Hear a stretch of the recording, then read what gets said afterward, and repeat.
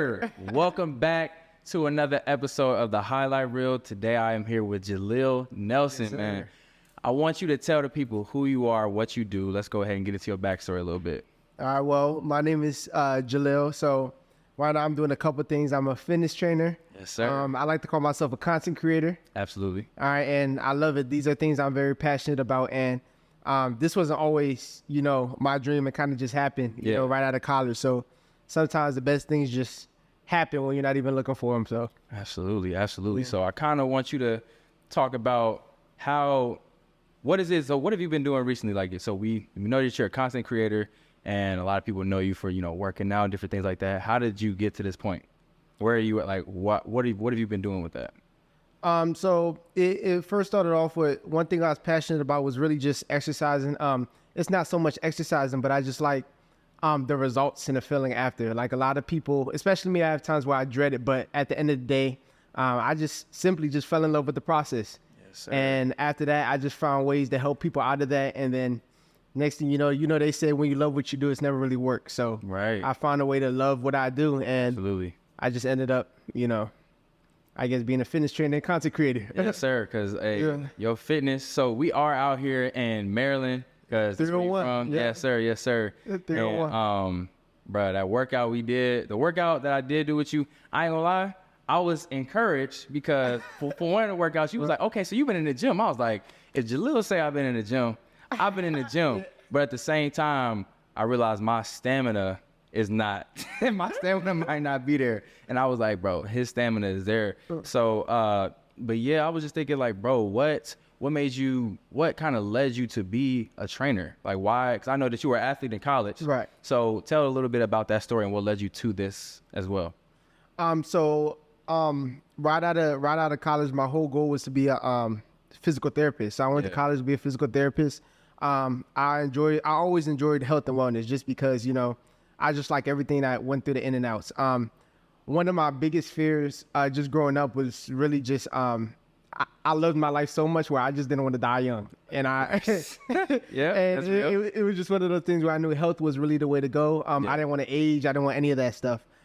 So after college, I continued working out because I didn't want to get out of shape. And next thing you know, it started with, one person asking to work out with me to somebody asking, oh, can you train me? And then things just kind of happened. So I didn't even officially really call myself a trainer until like 2 to 3 years after working with people. So Oh, snap. what? Wow. Not 2 to 3 years. I kind of sliced it. So Sliced it. 1.5 years. Yeah. Okay. Yeah. Because how much you weigh? About 185. 185. Yeah. So last time I checked, I'm basically around there too. Yeah. So I was confused by that because I feel like a lot of people think you probably like 200 pounds. Right. But I also think that because you're really strong, Right. and that's because of your diet. So you maintain like you maintain your body and your weight and everything, but you also have a healthy diet. So what has your diet been like? So a lot of my diet really consists of chicken and turkey for the meats. I never tried any other meat. It's only really been chicken and turkey, so lean meats. Yeah. I haven't even tried really seafood. So You haven't had any seafood no seafood. ever. Nothing ever. No Seafood, salmon, like no shrimp, nothing. And the reason why I haven't though, my dad, he's vegetarian, so my mom never cooked it growing up.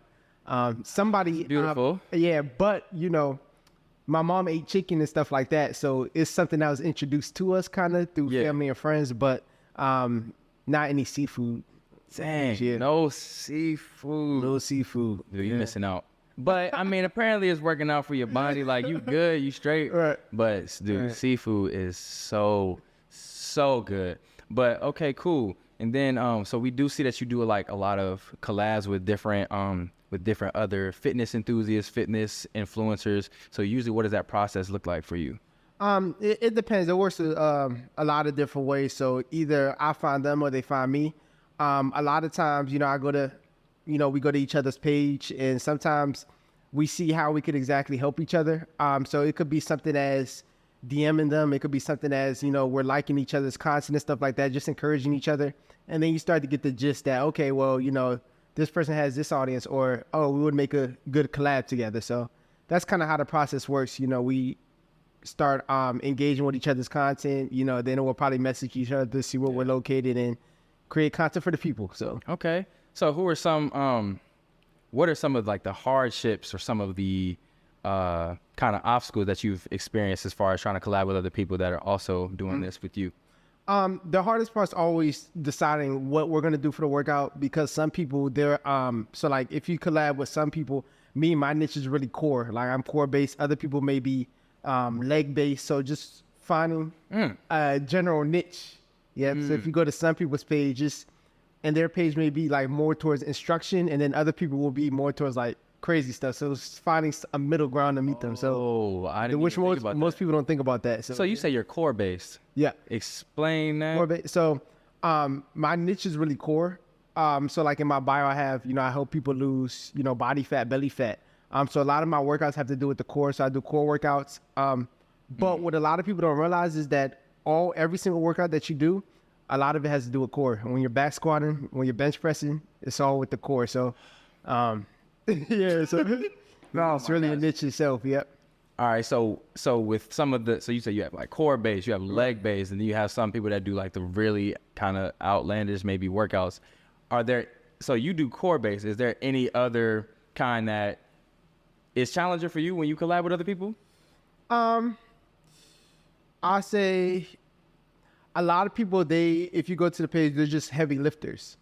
So most of their content is just, you know, will be your typical, you know, load up 315 on a back squat it out, see how strong you are. Okay. And that's a whole different avenue to what I kind of do. Yeah. Also, I try not to include that much weight in my workouts. I'm more on the body weight terms of things. So I really like the body weight. I was going to get into that. So why do you just do body weight? So I do incorporate weights, but I love body weights in majority, and I actually started off with body weights, you know, for a long period of time in my life before I started touching weights. So you started out with body weight? Body weight. Body okay. weight, yeah. Okay. Just my body weight, yeah. Just because it's easier on my joints and it's easier on people's joints. And I was once told that if you can't do body weight exercises, then you have no reason to pick up a weight. Whoa. Yeah. Shots so fired. Do push up, yeah. Shots fired. Okay. Because I've always wondered, because I think there's like a debate somewhat between people that kind of do strength training and then others that do calisthenics. Because I think I can see, let's say if you could do a lot of push-ups in a day, right? You're doing calisthenics, and that is a different kind of strength because it seems like you've mastered your body in a way. You know what I mean? Right. It's like your weight, you can do everything with your own weight, and then maybe to go with weights outside of you. Is that kind of what you think that's about? Yep. What I will say though is that calisthenics and weightlifting, what most people don't realize is they're both per se strength training. But the thing is, a lot of body weight is based on endurance base. So that's really how you get your lean muscle mass.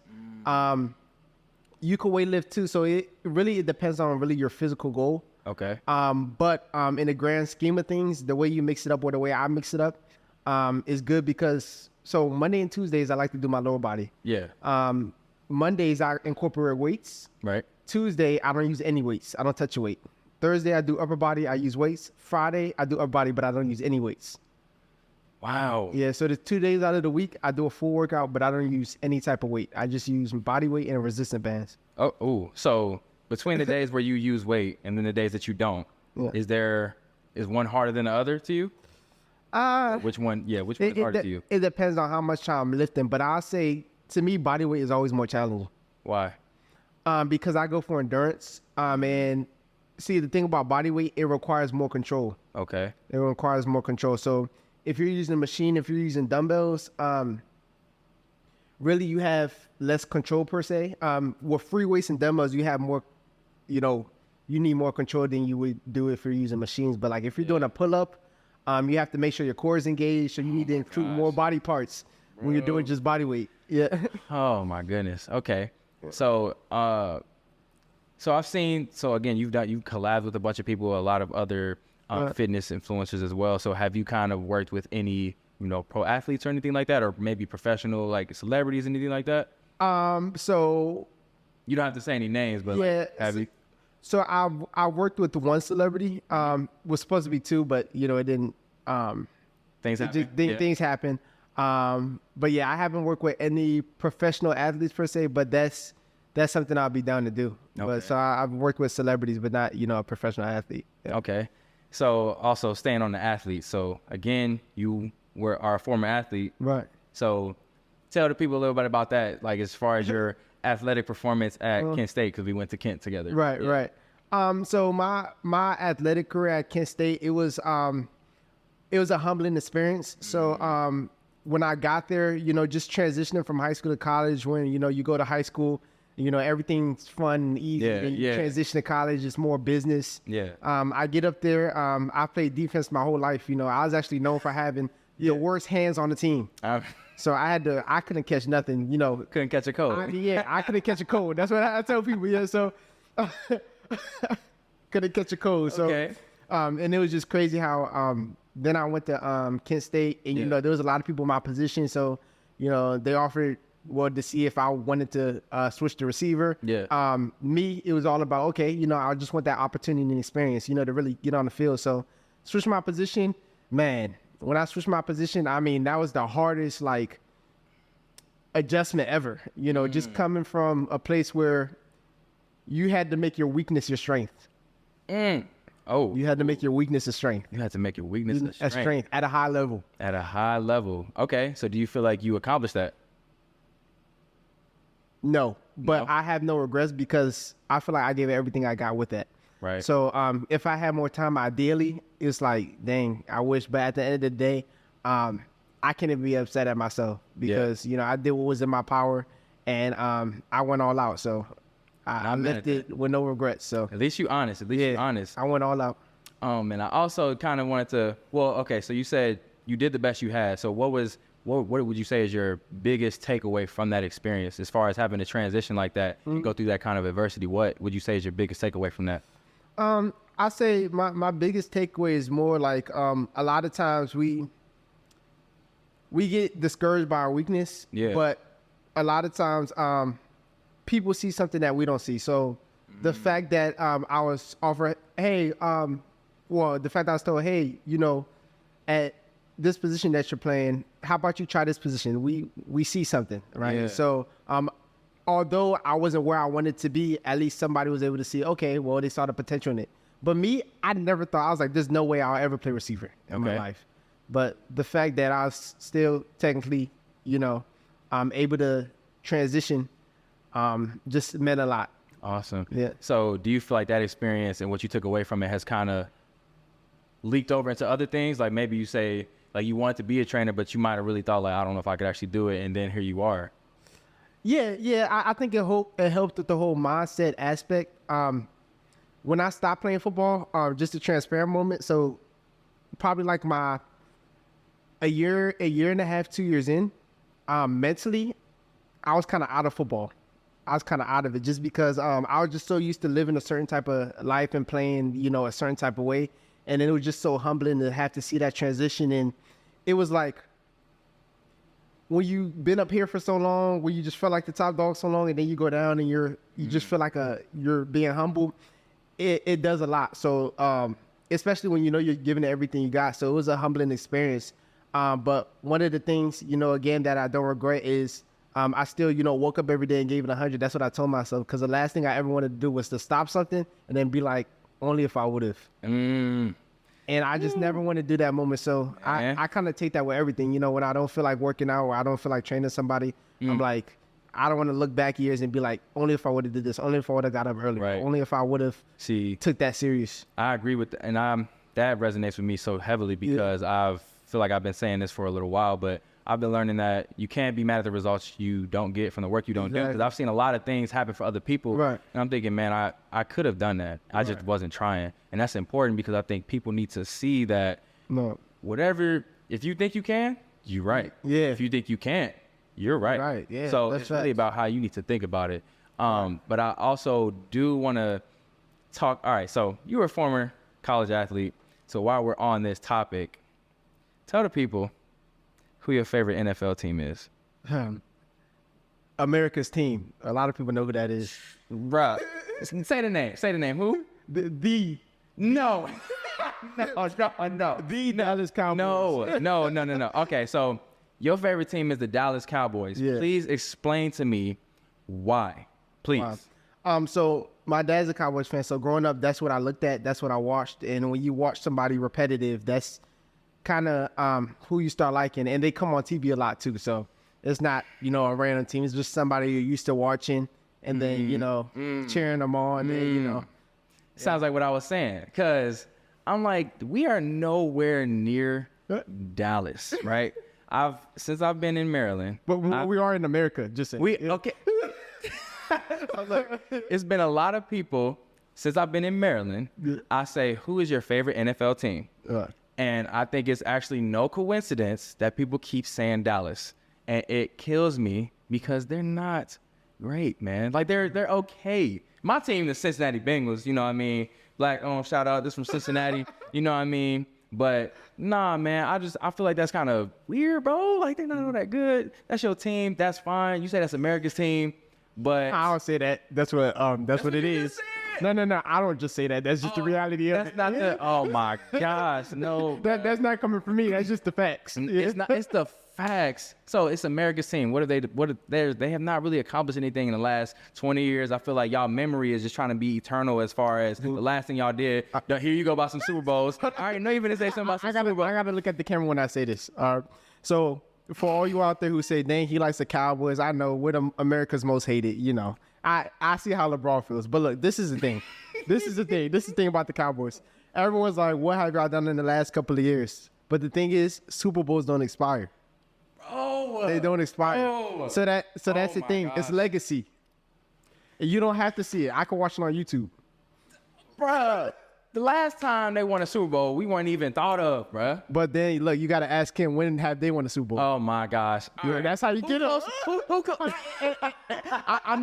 I know he's answering the question. I mean, I know he's asking the questions, but I'm going to ask him a question.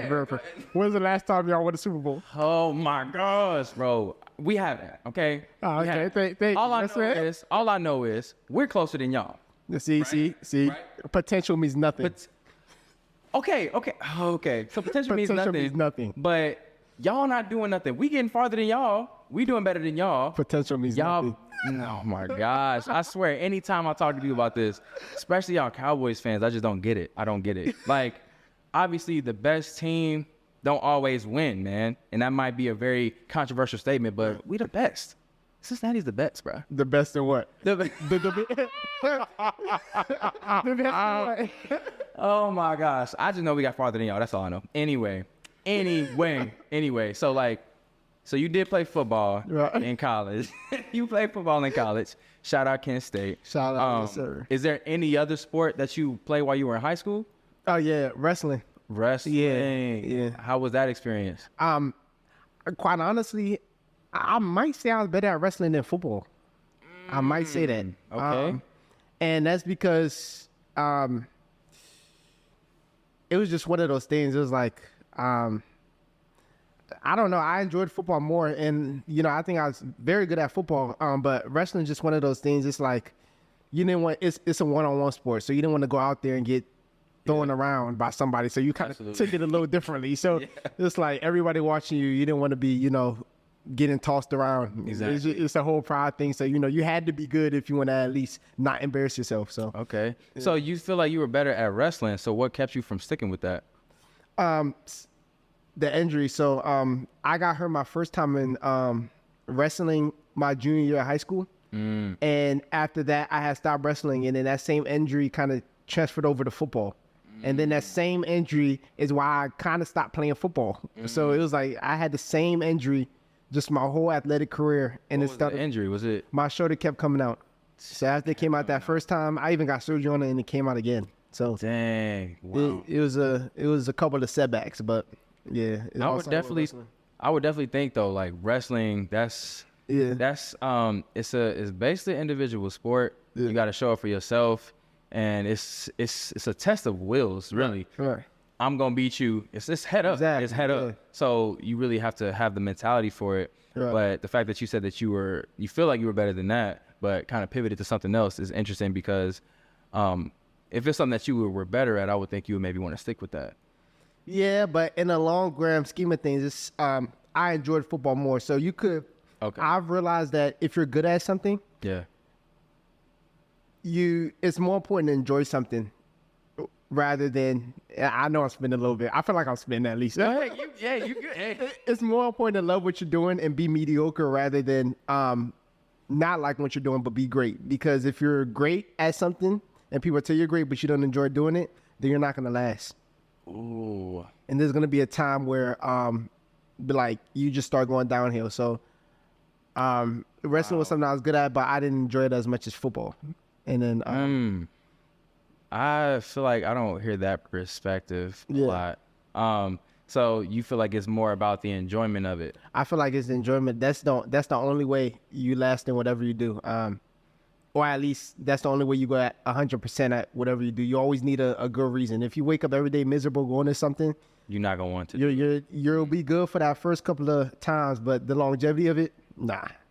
Okay, so well then, blessed are those that are good at what they do and love. And love what that they as do. well, That's the key, 'cause to love what you do. that's no If you joke. don't love what you do at some point in time, yeah.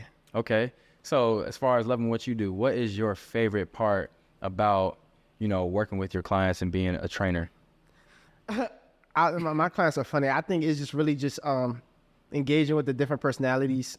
First of all, no offense to my clients, but all of them are complainers. So it's just it's funny just seeing how some of them are different. Like some of them need positive encouragement, so they need me to tell them, "Oh, you're doing a good job," and then some of them need negative encouragement. Well, not negative encouragement, but just negative feedback. So it's more like, "Dang, you're getting weaker." Like some people need that, and some people need to hear that they're doing better. So just trying to figure out how people respond to different things to motivate them. I think that's the fun part. Wow. It's like a Okay. game. So, you said some of them are complainers, or they're complainers. All of Okay. Right. Okay. All of them. Not some, all. So, I'm curious. I kind of want to know, how is it that you don't have that mindset? Because if you're putting, I think I was telling you, I think it's interesting how for you to train others, I think that what resonates with them is that you have probably been through it and you've done it. Right. So how is it? Would you say that you're a complainer as well, but you fight through it, or would you say that you're not a complainer? You kind of just get up and do it. I'll say there's times where I don't feel like doing it, but I think the reason why I don't call myself a complainer is because at the end of the day, I keep having to tell myself like why exactly I'm doing it. Without me telling myself why I'm doing it, then I'm not going to be encouraged to do it. So I think that's a lot of stuff. I think, and then quite honestly, I don't think some people are even complainers. It's just that one bad apple spoils all of them. So I do group sessions. So if there's one complainer, then sometimes it just carries over. So it's just the bad energy, So some people aren't even. So how do you combat that? Like, how do you go against that? Well, so whenever they start really complaining, I just turn the music up. I mean, Like, I didn't hear what you said. You said you quit. I didn't hear that. just What? turn the music up sometimes because you can't. If a person, I'm not gonna stand there and tell them to stop complaining. I was like, listen, as long as you could say whatever you want to me, you could do it just as long as you do the workout. Okay. Yeah, okay. that's how I train it. And if I don't feel like hearing it, I just turn the music up. That is funny. That's funny. Like, I'm not even worried about you. Right. So what would you say is the hardest part about being a trainer? I say the hardest part when people apply what they need to do in here, then they go out and do whatever they want to do, and then come back to me and get upset when they're not reaching their goal.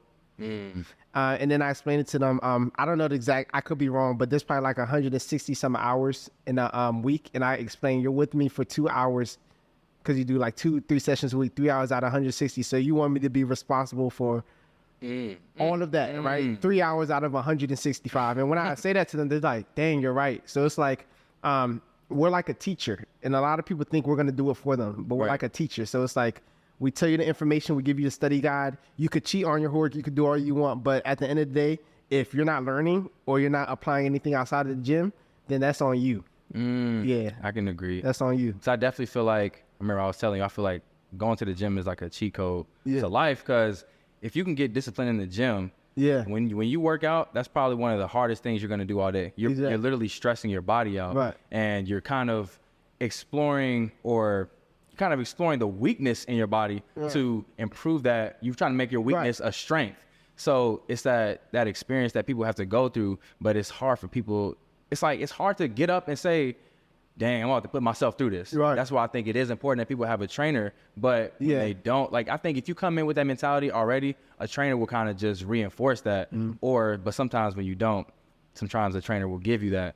But, so what have you learned about yourself being a trainer? Do you think, do your clients kind of give you motivation sometimes, or, just what is that experience like? What do you feel like you learn from them?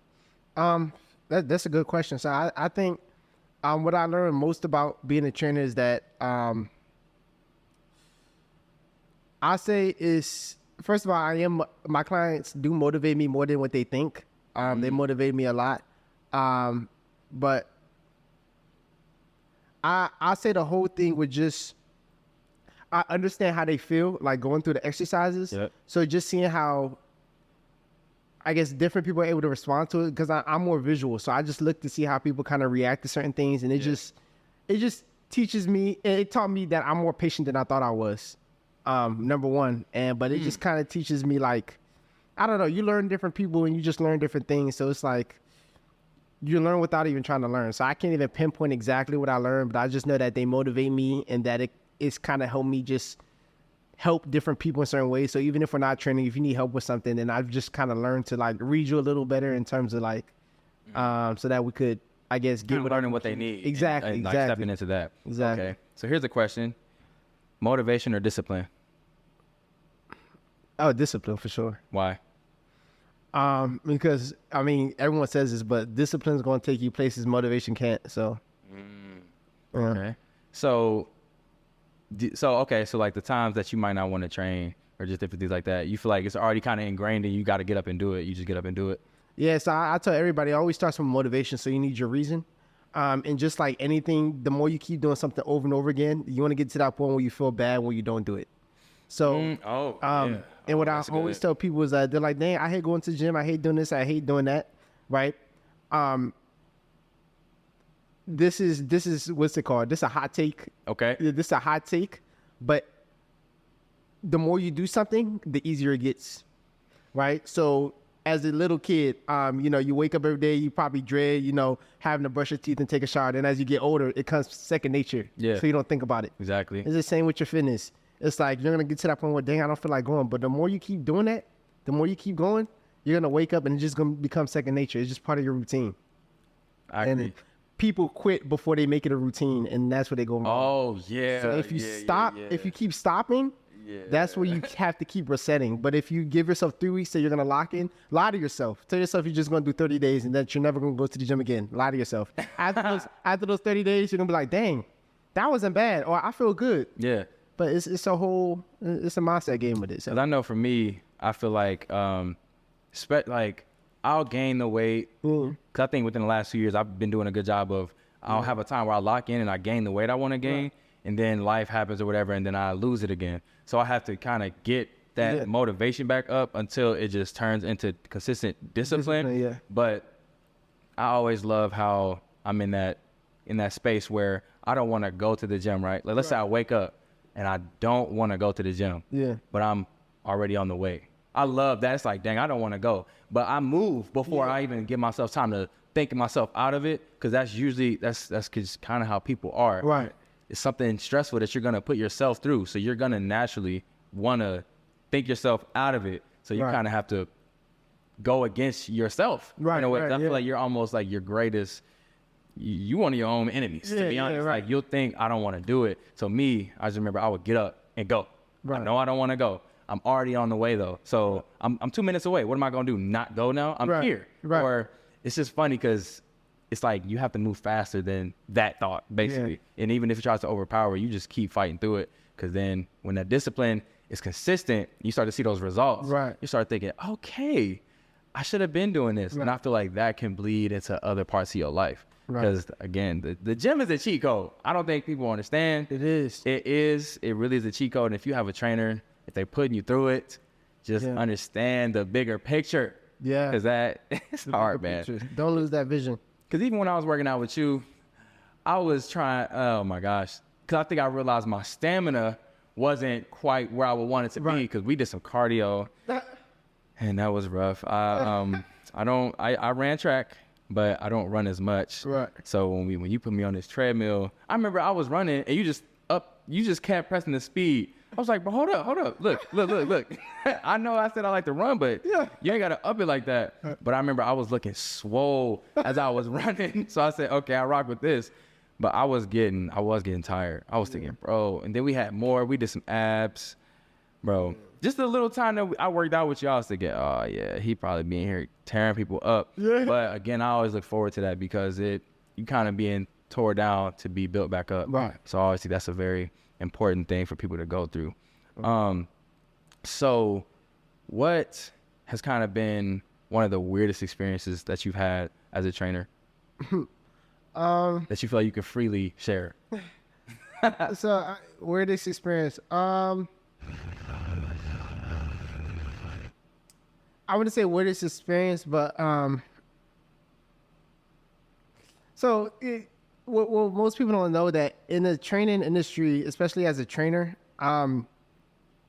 training is like a therapy place for a lot of people. So you're not just getting people that work out. Because you got to understand when people are exercising and stuff like that, it's therapeutic. Yeah, people work stuff out. People say what they need to say. People, I guess, just include other stuff that's going on in their life. So it's like a lot of people bring. You good. A lot of people bring what they got going on, outside. Yeah. With sometimes working out here. So I say it gets weird though, just seeing what people are dealing with and seeing what that has to do with me sometimes. But I say that's just probably the weirdest experience. I guess realizing that people just take outside stuff and then just incorporate it in here sometimes. Not everybody, but I also think that kind of speaks to how important. Yeah, like that's true. Though, what you do, how important it is. Exactly. Because if people are bringing some of those things that are going on in their lives, it kind of brings you closer because then you think, okay, I've seen you work out and I've seen you struggle, but I kind of know what you go through outside of that. Yeah. And that might, I'm maybe understanding why it's making it harder for you to want to come to the gym. Yeah. Or like, let's say someone wants to come to the gym, but they have to always drop their child off to school or just different things that might be constricting their time, which make it hard for them to work out.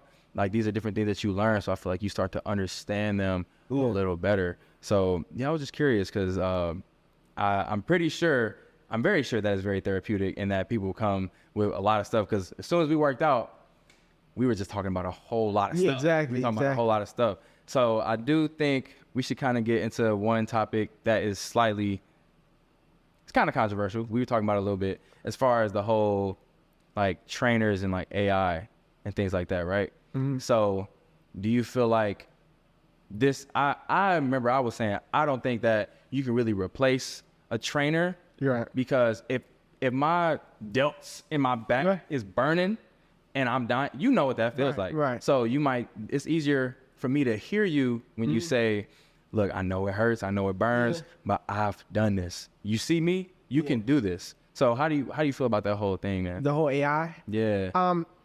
I feel like for some businesses it's good to scale it. I don't think it depends on who the person is because AI doesn't scare me because it's one of those things that if they like AI, then why not just go to YouTube in general? Because YouTube basically AI can't do much more than YouTube. Mm-hmm. You have someone doing a workout, you have someone saying, come on, y'all, right? But at the end of the day, depending on what type of person you are, nothing beats that face-to-face, depending on what type of person you are. So people who are looking for in-person are looking for something specific. Maybe they need somebody in their ear to say, come on, keep pushing, and they need to physically see somebody. So that doesn't worry me a bit. I think people like the potential of stuff. So it's like, oh, I like the whole virtual thing, but then they're gonna, I don't know. It just all depends on the person. But okay, all right. So I know we've talked about Jalil, the trainer, King Lil Work, Jalil Nelson, the trainer. But who is Jalil outside of training? Like outside of just working out, who are you? What kind of person are you? What do you think that you like to do other than watch the Cowboys? Because But who are you, man? So Jalil could be a lot of things. I say one of the biggest things that I've been dealing with is just trying not to take business home, because at the end of the day, it is business in terms of training, working out and stuff like that. And especially when you're passionate for what you have, you don't learn how to live your personal life. Yeah. You don't know when to cut it off. Yep. So I think I'm actually still going through that process. We're trying to figure out exactly like the things I value, because it's like, it's a never ending cycle in my head. So it's like, I'll be out, not even training, and I'll be thinking about, okay, what content should I make? Oh, what workouts am I going to give my clients? Like, it'll be 10 p.m. at night and I'm at a restaurant or out and I'm over here thinking about, dang, that'll be a good place to make, I'm on vacation. Looking at spots like, oh, that'll be a good spot to shoot content. So I never really free my mind. It's always just, it's all engraved in. So it's you ever maybe write these things down? Yep. So say if you write it down, it might help to just like release that for a second. Yeah.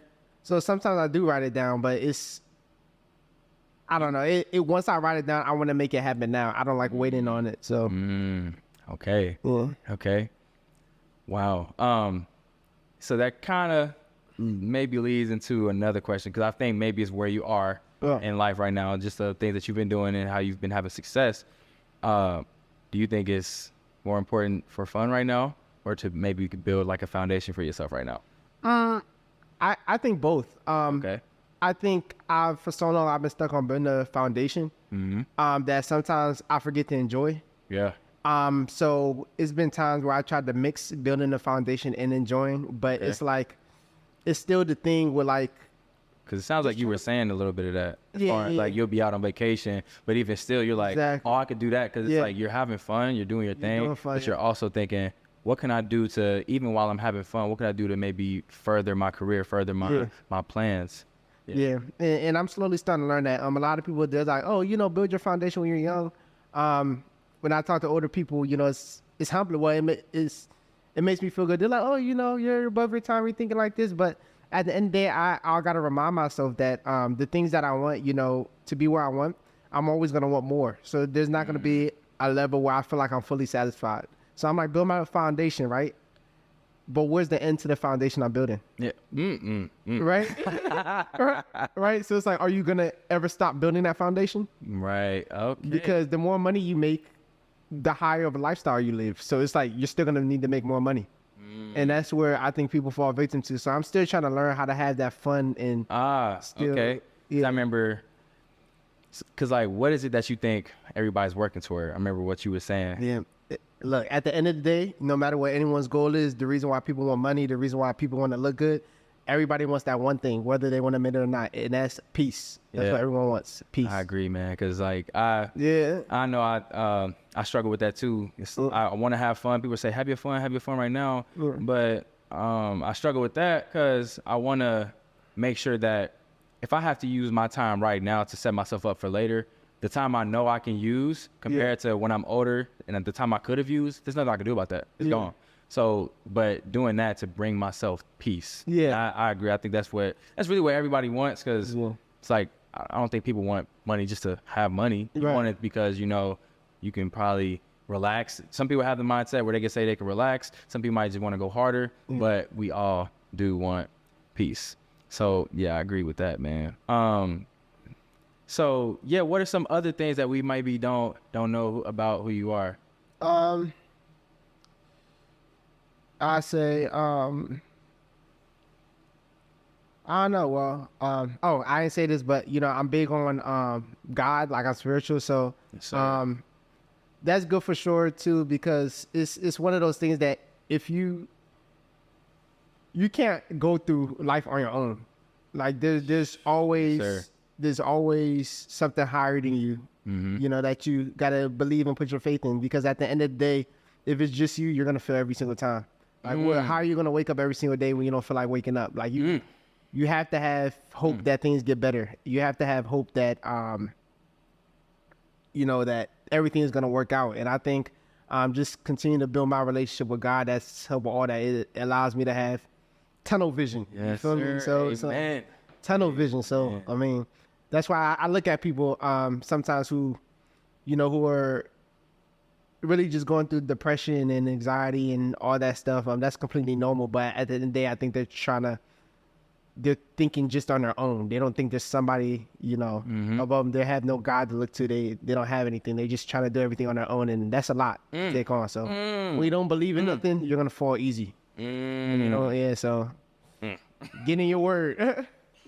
In your word. Yeah, You get in tryna your read word. me. I That's hear you. real talk. I hear you Yeah. trying to read me. Okay. All right. Yeah. Yes, sir. Man, I've enjoyed this, and I was definitely looking forward to shooting an episode with you, man, because I knew that like just as a fellow, I would say I'm an upcoming content creator, and you are as well, but you know you're further along in the path. Yeah. I just think that it was a great idea to collab and learn from you, because as I was telling you, I kind of, even though we're like peers in a way, I can see you as a mentor because you're further along a certain path than I am, so I could learn from you, and I just wanted to hear from you. Plus, I like working out, so I knew when I came out here, I was like, bro, please, let's get a workout in. Please, please. I was fiending for it. I said, I want to see what you be putting these people through so I can speak to that and say, yeah, come get this work for real. But so what is maybe some of the last things that you may want to say to the audience of the highlight reels? I guess whatever you do, just simply, I'm always say this, take it one day at a time. There's this other, he's like not a mentor, but he's like a public figure. He says, no scoreboard watching.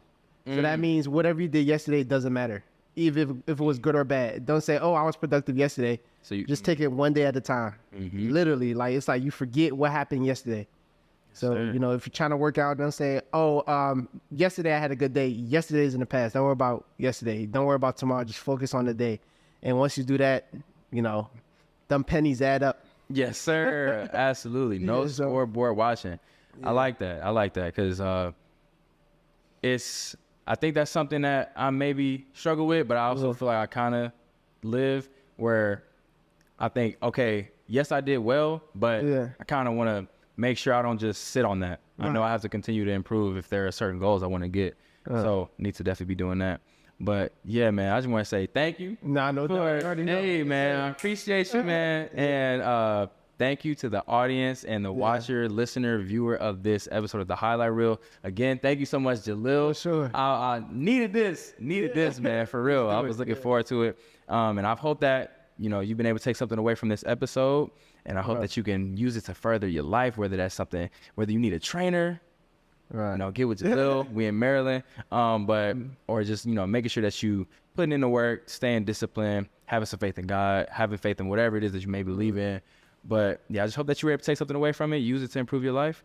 But that's been your episode. And with that, peace out. Yeah.